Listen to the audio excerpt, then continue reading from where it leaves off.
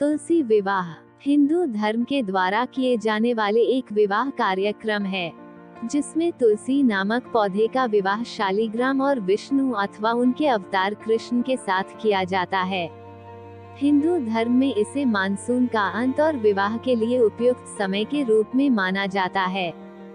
कार्तिक मास के शुक्ल पक्ष की एकादशी पर भगवान विष्णु के शालिग्राम रूप और माता तुलसी का विवाह किया जाता है। तुलसी पौधा पूर्व जन्म में एक लड़की थी, जिसका नाम वृंदा था। राक्षस कुल में जन्मी यह बच्ची बचपन से ही भगवान विष्णु की भक्त थी। जब वो बड़ी हुई तो उनका विवाह राक्षस कुल में ही दानव राज जलंधर से संपन्न हुआ। राक्षस जलंधर समुद्र से उत्पन्न हुआ था। वृंदा बड़ी ही पतिव्रता स्त्री थी, सदा अपने पति की सेवा किया करती थी। एक बार देवताओं और दानवों में युद्ध हुआ। जब जलंधर युद्ध पर जाने लगे तो वृंदा ने कहा, स्वामी आप युद्ध पर जा रहे हैं, आप जब तक युद्ध में रहेंगे, मैं पूजा में बैठकर आपकी जीत के लिए अनुष्ठान करूंगी। जब तक आप नहीं लौट आते मैं अपना संकल्प नहीं छोड़ूंगी।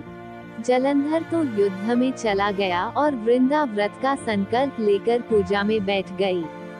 उसके व्रत के प्रभाव से देवता भी जलंधर को न हरा सके। सारे देवता जब हारने लगे तो विष्णु जी के पास पहुँचे और सभी ने भगवान से प्रार्थना की। भगवान बोले, वृंदा मेरी परम भक्त है, मैं उससे छल नहीं कर सकता। इस पर देवता बोले कि भगवान दूसरा कोई उपाय हो तो बताएं, लेकिन हमारी मदद जरूर करें।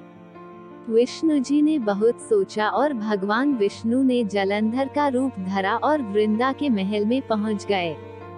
वृंदा ने जैसे ही अपने पति को देखा तो तुरंत पूजा में से उठ गई और उनके चरणों को छू लिया। इधर वृंदा का संकल्प टूटा, उधर युद्ध में देवताओं ने जलंधर को मार दिया और उसका सिर काट कर अलग कर दिया।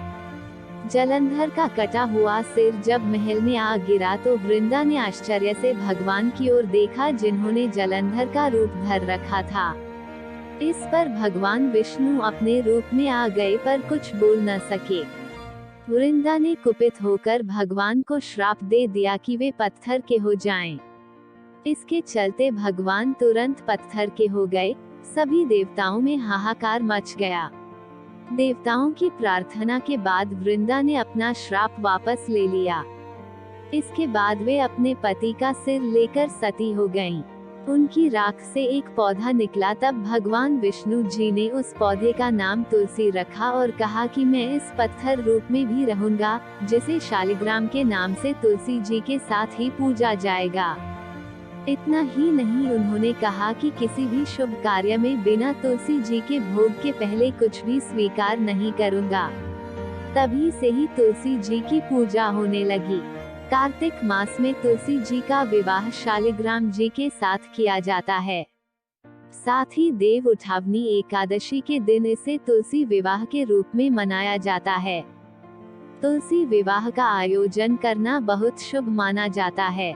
मान्यता है कि इस दिन भगवान विष्णु के स्वरूप शालिग्राम के साथ तुलसी का विवाह कराने वाले व्यक्ति के जीवन से सभी कष्ट दूर हो जाते हैं और उस पर भगवान हरि की विशेष कृपा होती है।